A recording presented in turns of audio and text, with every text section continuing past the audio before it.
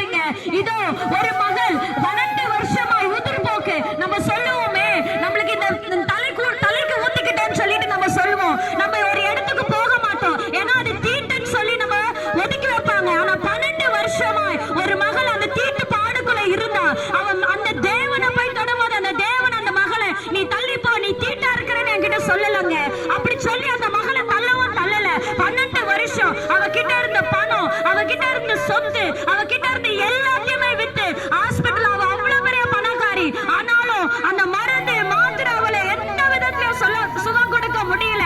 இயேசு ஓரமாய் நடந்து போக பொழுது, அந்த தேவன் அந்த மகன் தொட்ட பொழுது, அந்த நிமிடமே அந்த லேடி, அந்த பொண்ணுக்கு 12 வருஷமாய் இருந்த அந்த உதிர் போக்கு நின்னுச்சுங்க. அதான் சொல்றேன், அந்த தீட்டு அந்த தலைக்கு ஊத்திக்கிறேன்னு சொல்லி 12 வருஷமாய் கஷ்டப்பட்ட அந்த பெண்மணிக்கு அது நின்று போச்சுங்க. இயேசு யாருமே தீட்டாய் பார்க்கிற தேவன் அல்ல. இயேசு யாருமே நீ பாவம் செஞ்சுட்ட என்கிட்ட வராதுன்னு சொல்லுகிற தேவன் அல்ல. இயேசு நீ இந்த தப்பு செஞ்சுட்ட, நீ உனக்கு மன்னிப்பு கொடுக்க முடியாதுன்னு சொல்லுகிற தேவன் அல்லங்க.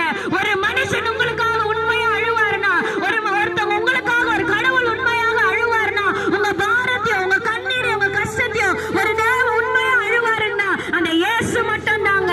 நாங்க உங்களுக்கு ஒருவேளை அந்த நேரத்துல நின்று அழுது ஜெபிச்சுட்டு போயிடலாம். அந்த கண்ணீர் உங்க சொந்தக்காரர் உங்களுக்கு நீங்க படுற கஷ்டத்தை பார்த்து அழுதுட்டு போயிடலாம். ஆனா அந்த கண்ணீர் மறைஞ்சு போயிடும். ஆனா அந்த இயேசு, நீங்க ஒவ்வொரு படுற கஷ்டத்துல ஒவ்வொரு வியாதியிலையும் அந்த இயேசு உங்களுக்காக அழுதுட்டு இருக்கிறாரு. ஏன் அழுகிறாரு தெரியுமா? இந்த மகன் இந்த கஷ்டத்துல இருக்கிறாளே, என்ன நோக்கி கூப்பிட மாட்டாளா? நான் அவளுக்கு விடுதலை தர ஆசையா இருக்கிறேனே, நான் அவளோட கஷ்டத்தை போக்க ஆசையா இருக்கிறேனே, இயேசு என்ன அவளை கூப்பிட மாட்டாளா? அப்பான்னு சொல்லி என்ன கூப்பிட மாட்டாளான்னு சொல்லி அந்த மெய்யான தேவன் உங்களுக்காக அழுதுட்டு இருக்கிறாருங்க. எங்களுக்காக அழுதாரு, எங்களுக்காக கண்ணீர் விட்டாரு. எங்க தாய் தகப்பன் எங்களை கேவலப்படுத்த பொழுது அந்த இயேசு எங்களை வந்து தேடி வந்தாருங்க. எல்லாருக்கும் தெரியும், இயேசு 2000 வருஷத்துக்கு முன்னாடி இந்த உலகத்துக்கு வந்து மரித்து 3ஆம் நாள் உயிரோட எழும்பினாருன்னு தெரியும். அந்த தேவ மனுஷி ஏன் அந்த பாடுபடணுங்க? ஏன் ஒரு கஷ்டப்படணும்? எதுக்கு கையில கால ஆணைகள் அடிக்கப்படணும்? எதுக்கு அவர் முகத்துல காரி துப்பணும்? எதுக்கு அவர் சரீரம் கிழிக்கப்படணும்? எதுக்கு தெரியுமா? உங்களுக்காக எனக்காக தான் அவர் ரத்தத்தை இன்னைக்கு சிந்தினாரானா, உங்களுடைய பாவம் என்னுடைய பாவம் மன்னிக்கப்படும், உங்களுடைய வியாதி மன்னிக்கப்படும், உங்களுக்கு எல்லா வித சந்தோஷம் கிடைக்கும், சமாதானம் கிடைக்கும், பில்லி சூனிய மந்திரத்துல எல்லாத்துல இருந்து உங்களுக்கு விடுதலை கிடைக்கும் சொல்லிதான் அந்த இயேசு 2000 வருஷத்துக்கு முன்னாடி மரித்து 3ஆம் நாள் உயிரோட எழும்பி இருக்கிறாருங்க. இன்றைக்கு அந்த இயேசு உயிரோட இருக்கிறார். இன்றைக்கு அந்த இயேசு உங்களுக்கு அற்புதத்தை செய்ய விரும்புகிறார். இன்றைக்கு நீங்க கூப்பிடுவீங்கன்னா உங்க வாழ்க்கையை மாத்த அந்த இயேசு விரும்புறாருங்க. இதோ அந்த பிள்ளை நான் இங்க நிக்கிறேன் அப்படின்னா, ஏதோ என்கிட்ட மயக்க கொடுத்துட்டாங்க, ஏதோ பேசணும்னு சொல்லணும் இல்ல. சென்னையில இருந்து நாங்க ஏங்க வந்து இயேசு உங்களை நேசிக்கிறார், இயேசு உங்களை நேசிக்கிறான்னு சொல்லுங்க.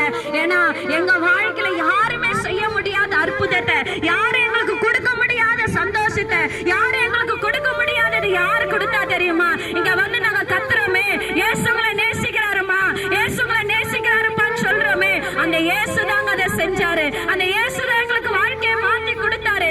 இயேசு எங்க வாழ்க்கையில வந்ததுனாலதான் சந்தோஷம்னா நாங்க தெரிஞ்சுக்கிட்டோம், சமாதானம்னா என்னன்னு தெரிஞ்சுக்கிட்டோம், வியாதி எங்களை விட்டு போகுதுன்னா என்னன்னு தெரிஞ்சுக்கிட்டோம். எங்களுக்கு செய்த மந்திரம் தந்திரங்கள் எல்லாம் எங்களை விட்டு போகிறதுக்கு யார் எங்களுக்கு உதவி செஞ்சார்னா நாங்க அறிவிக்கிற இயேசுங்க. அந்த இயேசு மட்டும் தாங்க எல்லாமே மாற்ற முடியும். இந்த பிள்ளை இன்னைக்கு தொண்டை கிழிய நான் கத்தி இயேசுவை நேசிக்கிறாருன்னு சொல்றேனே, ஏன் தெரியுமா? என் வாழ்க்கை இயேசு மாத்தி இருக்கிறார், என் குடும்பத்தின் வாழ்க்கை இயேசு மாத்தி இருக்கிறார். நாங்க கஷ்டப்பட்ட நேரத்துல ஒரு சொந்தக்காரர் வந்து எங்களுக்கு உதவி செய்யல, ஒரு சொந்த பந்தங்கள் எங்களுக்கு வந்து கொடுத்து எதுக்கு உதவி செய்யல. அநாதியா நிற்கப்பட்டோம், எந்த ஒரு உறவு இல்லாம நாங்க நிற்கப்பட்டோம்.